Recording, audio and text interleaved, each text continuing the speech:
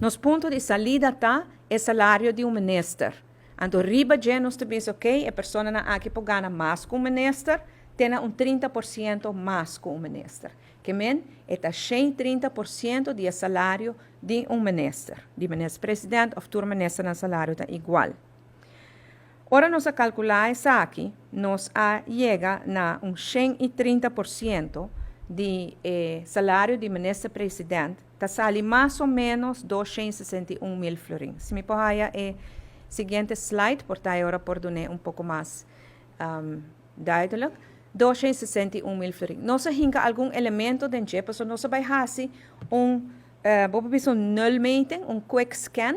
A lista que eu vou de land está o salário de 12 companhias de instituto semi-público que participam em nulmeting. Então, den column entiteit, wat weten, uno teco 12, zij te 12 não que participar.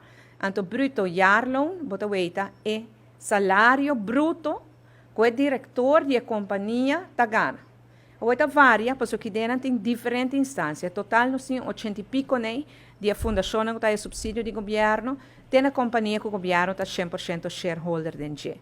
Então, bota mira que ora nós a norma de 261 mil florin, entidade só está cai bom de norma. Tudo é outro não, o salário não.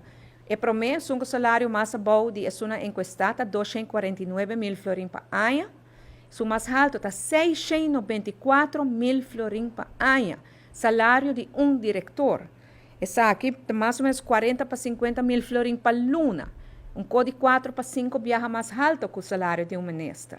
Então, aqui nada lo qual que o pueblo indica que nós mester bem com ordem tem desordem aqui não.